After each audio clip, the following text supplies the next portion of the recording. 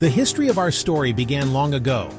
At one point in time, around 3 billion years ago, we were floating around as little tiny atoms in the little petri dish of the world. Fast forward to around 6 million years ago, and we see the emergence of the first hominids, the family of primates that include humans. 1.9 million years ago, Homo erectus was the first species to leave Africa and colonize other parts of the world. They had larger brains than their primate ancestors. Around 400,000 years ago, the first evidence of the Neanderthals. Their bodies were adapted to the cold environments of Europe and Western Asia. Their distinctive facial features were some of the most human-like ever seen.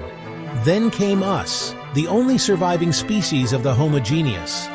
But how did Homo sapiens rise into a global dominance through the mechanism of civilization? We begin our story in the fertile lands of Mesopotamia in 4000 BCE, nestled between the great Tigris and Euphrates rivers in the Sumerian city of Uruk.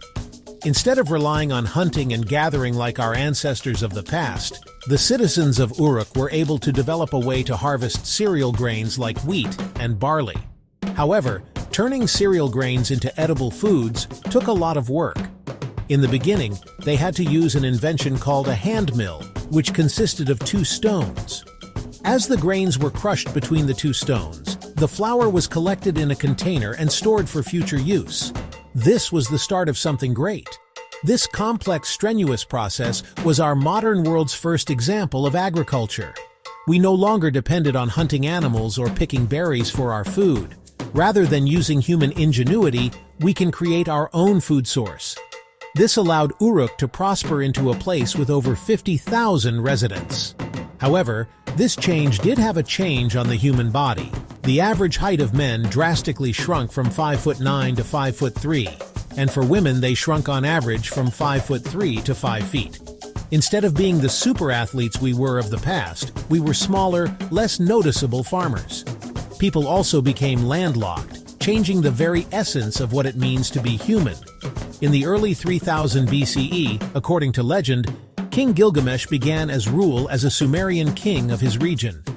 One of the world's earliest poems, the Epic of Gilgamesh, describes the story of Gilgamesh and his quest for immortality. He meets a wise traveler named Udnapishtim, who tells a story of a great flood sent to destroy the world.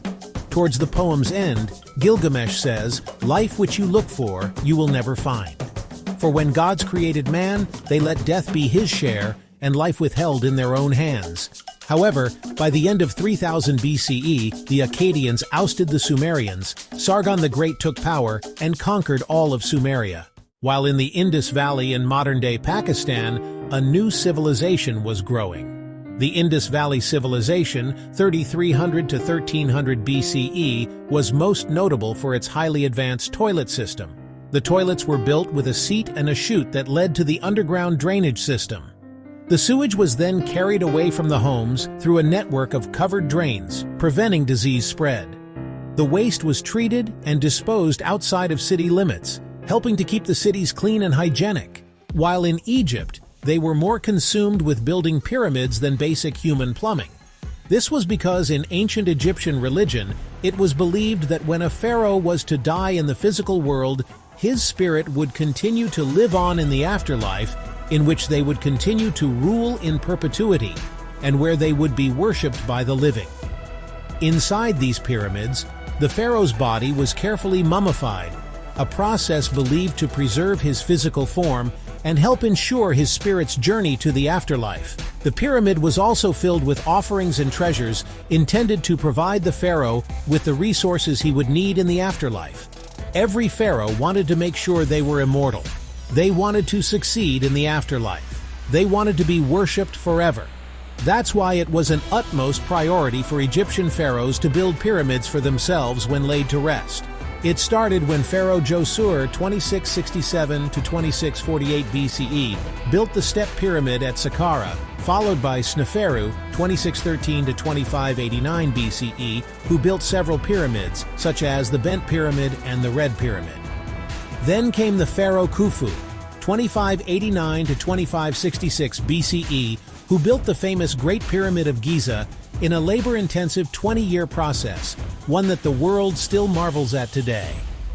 Khufu was then followed by pharaohs Khafre and Menkaure, who built the slightly smaller second and third pyramids of Giza, respectively. While over in China, in the year 2100 BCE, the first Chinese dynasty was upon us. Like the people of Mesopotamia, the Chinese were ever reliant on agriculture, producing rice, wheat, and barley, among other crops. However, as legend has it, the Yellow River flooded. These massive floods would destroy all the crops, leading to massive famine and suffering. However, not all was to be lost because Yu the Great was on his way. Yu was so distraught by this problem that he would spend his days traveling up and down the Yellow River. He found ways to divert the rivers by building levees and dikes so that he could regulate the waterways. Then, after 13 years of hard work, the floods could no longer wreak havoc on the land. The people were overjoyed, and Yu was hailed as a savior.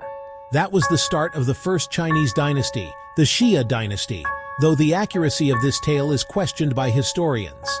It does establish an important precedent. The idea is that power ought to follow one's merit. An individual who deserves absolute power shall have absolute power.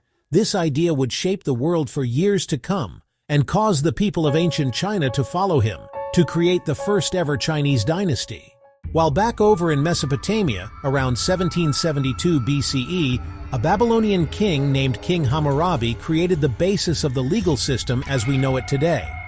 Hammurabi ordered the creation of a 7-foot-tall, 2-foot-wide stone slab. Written on it was a system of 282 laws that each citizen of his kingdom was to follow. Such laws included various laws such as Law 1, if a man brings an accusation against another man, charging him with murder, but cannot prove it, the accuser shall be put to death. Law 196, if a man destroys the eye of another man, they shall destroy his eye. Law 197 says, if he breaks another man's bone, they shall break it. Law 199, if he destroys the eye of a man's slave or breaks the bone of a man's slave, he shall pay 1/2 his price. However, what King Hammurabi did was create a society based on laws. He laid out strict laws, placing people into certain castes of life and value. Everyone was worth a different amount based on what class they were in society. There was no illusion of equality in ancient Babylon. Instead, it was pretty clear the value of a noble's bone was worth more than a plebeian's, which in turn was worth more than a slave's, an idea we continue to see throughout history.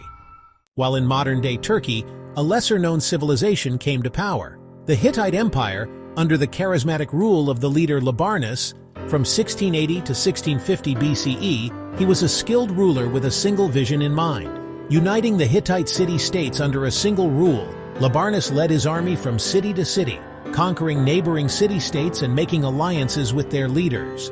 He was a shrewd diplomat, and he used his diplomatic skills to win over the hearts and minds of the people. Eventually, Labarnus became the ruler of all the Hittite city-states and established the empire.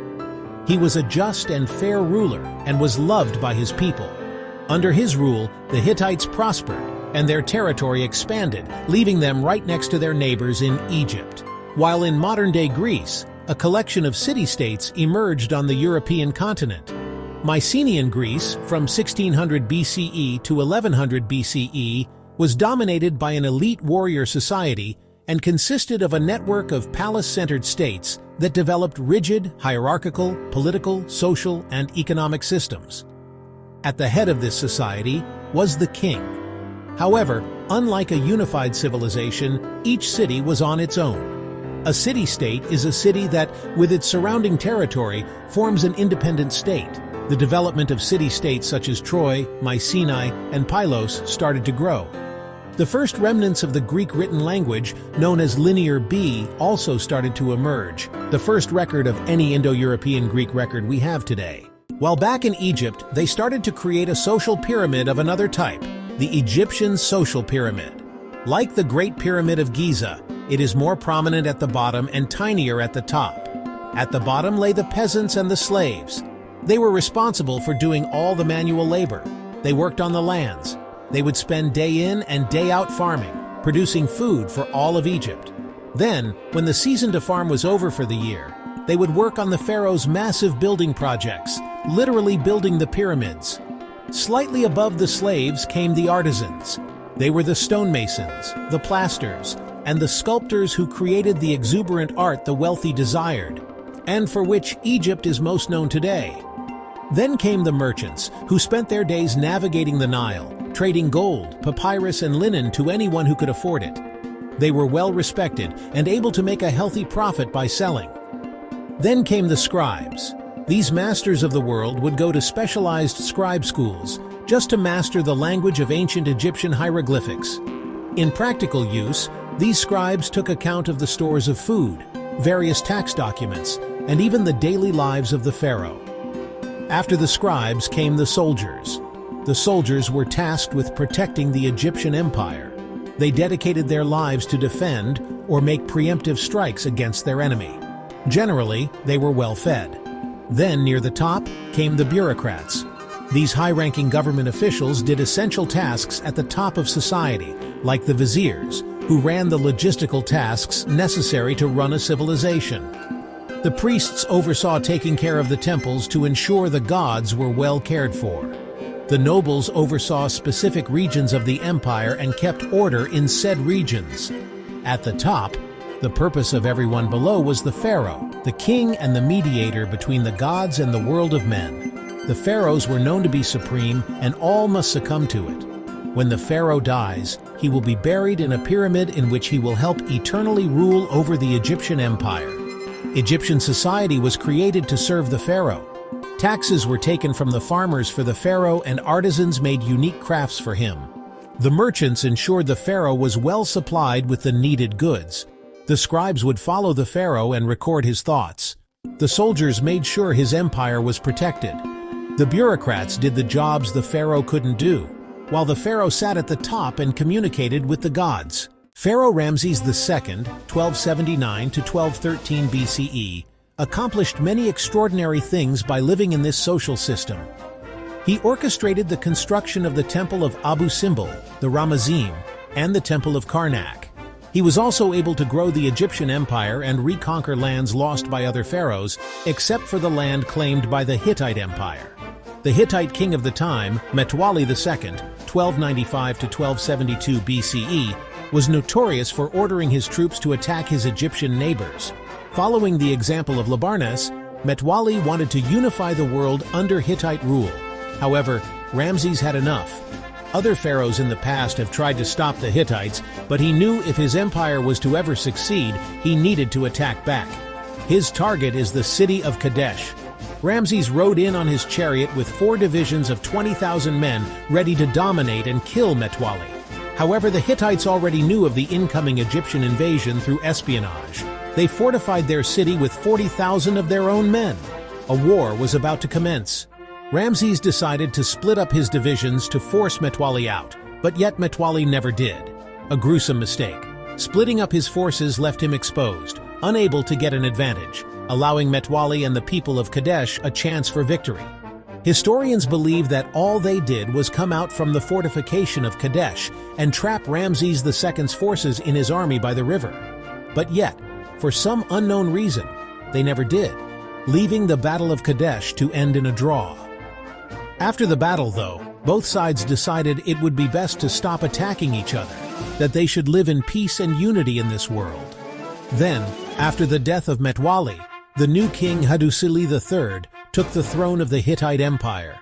Through the means of messengers in the year 1258 BCE, both Ramses and Hattusili signed the first peace treaty to ever exist. Reading in part, Ramses the Great King, the king of the country of Egypt, shall never attack the country of Hadi to take possession of a part of this country. And Hattusili, the great king of the country of Hadi, shall never attack the country of Egypt to take possession of a part of that country. Then, a period of friendship occurred between these two once warring nations. The Hittites were skilled in metalwork and taught the Egyptians to make superior weapons and tools. At the same time, the Egyptians, masters of agriculture, shared their knowledge with the Hittites. Trade for the benefit of both civilizations. Both civilizations prospered because of this. Peace can lead to prosperity. The agreement was kept in place until around 1200 BCE because that's when the Hittite Empire fell, because of the constant attacks they faced from the Sea People. leaving the Hittite Empire to be lost in the state of history. While on a continent far away, the first civilization in the Americas was taking foot in modern-day Mexico. The Olmec civilization, 1200 BCE to 400 BCE, is often considered the mother civilization of Native American civilizations. However, sadly though, not much is known about them. Mainly due to their writing in a hieroglyph, historians still can't decipher. One of the few remains we have are the 17 colossal stone heads. In Mesoamerican culture, there is this belief that the head alone could contain an individual's emotion, experience, and soul. We may not know their leaders' names like of other civilizations, like Ramses and Hammurabi.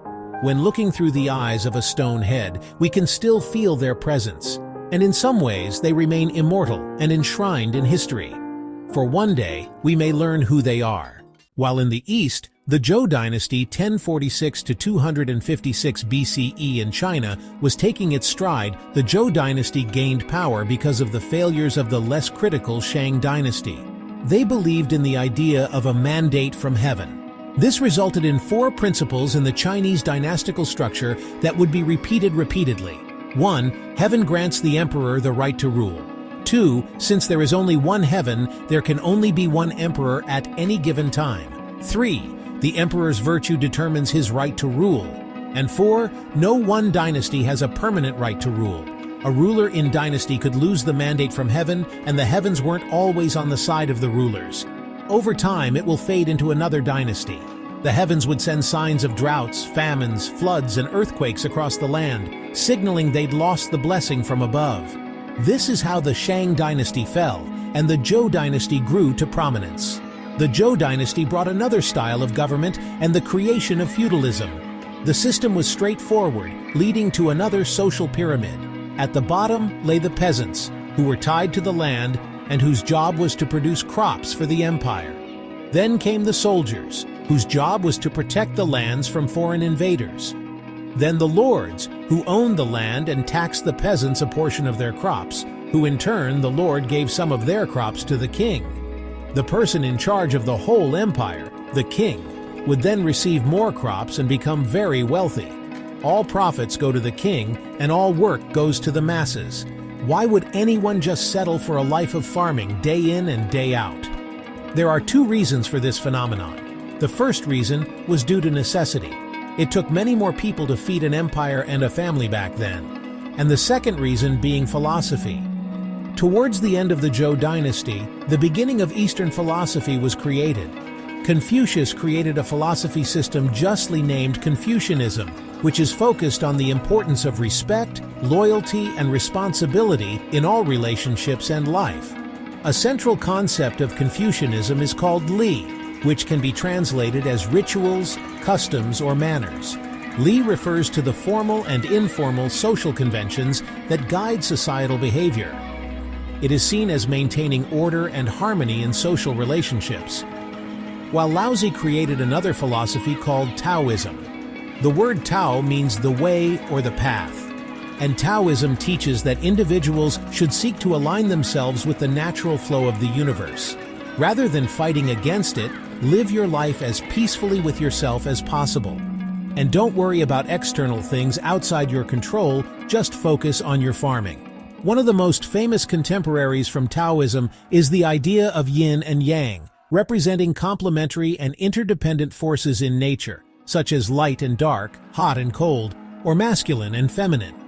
Taoism teaches that by balancing these opposing forces, individuals can achieve harmony and fulfillment. Confucianism and Taoism made life bearable for ancient Chinese farmers. But as time progressed, the city-states that occupied ancient Greece grew.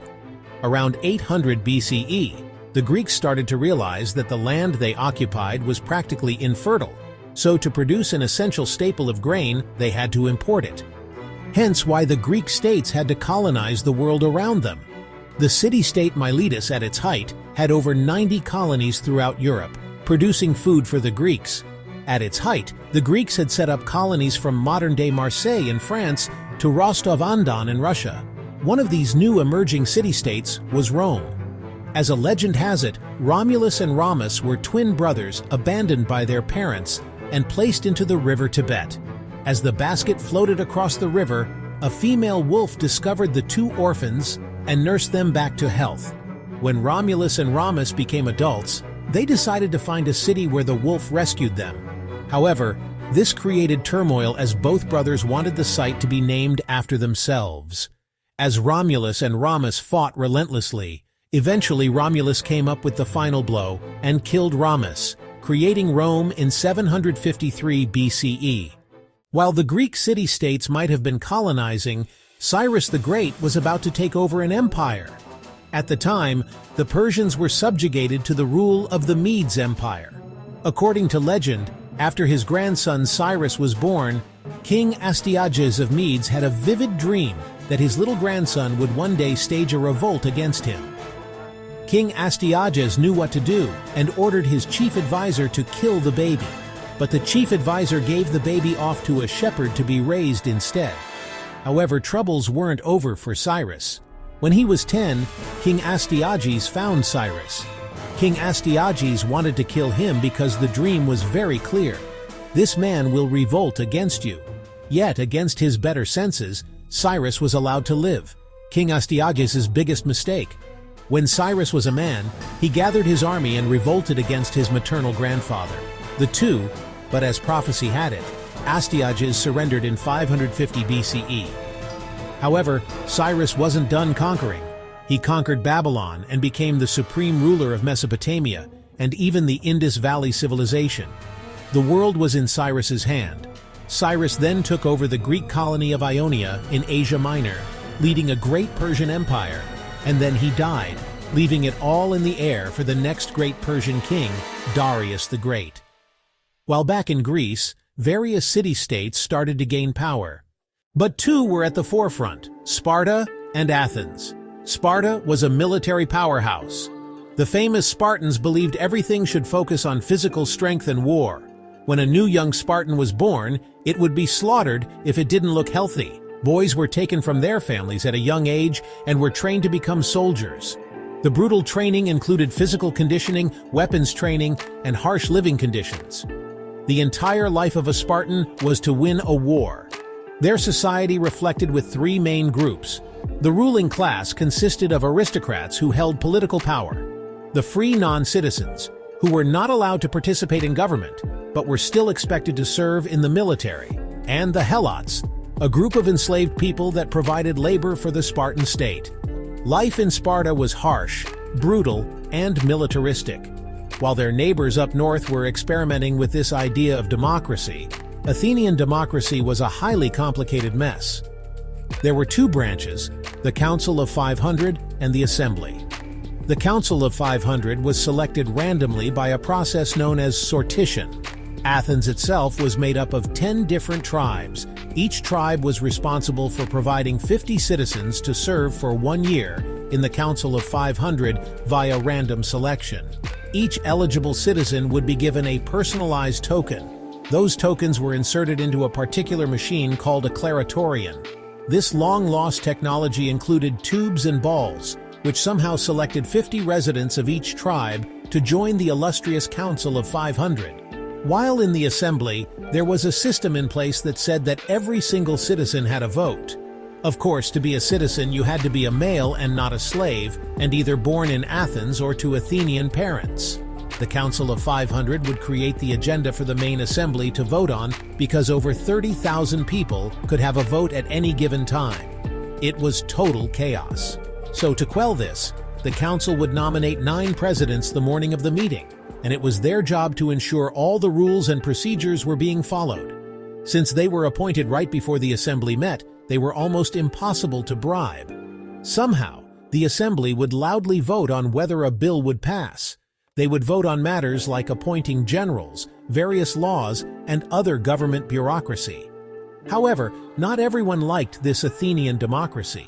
The famous Greek philosopher Plato thought the idea was barbaric. In Book 6 of his seminal book, The Republic, Plato writes, "The true navigator must study the seasons of the year, the sky, the stars, the winds, and all the other subjects appropriate to his profession if he is really fit to control the ship. think that it's quite impossible to acquire the professional skill needed for such control and that there's no such thing as the art of navigation. How much could a randomly selected member of the Council of 500 really know? How much could he fully contribute to society? Should we allow a random member of society to have any power? Instead, Plato would advocate for the idea of a philosopher king, a man who studies wisdom, logic, and reasoning, a man who dedicates his life to understanding how to be just, a man who will become the navigator of wisdom. Plato would rather say, the society we have described can never grow into a reality or see the light of day, and there will be no end to the troubles of the states. Or indeed, my dear Glaucon, of humanity itself. Till philosophers become rulers in this world, or till those we now call kings and rulers really and truly become philosophers, and political power and philosophy thus come into the same hands. There's just one issue with Plato's quote: every leader thinks they're a philosopher king. Everyone thinks their thoughts are the best. Everyone thinks their ideas are the wisest. From Yu the Great in China, to Labarnus of the Hittite Empire, to Siddhartha Gautama of the Kingdom of Magadha in India. While not so far away in the Indian kingdom of Magadha, a spoiled prince named Siddhartha Gautama, 500 BCE, lived in luxury inside a palace. Inside this palace, Siddhartha could have anything he wanted. All the jewels, all the wealth, all the finest goods thrust upon him. His world inside of the palace was a utopia on earth. There was no want, need, or desire, and it was perfect. Until he went outside,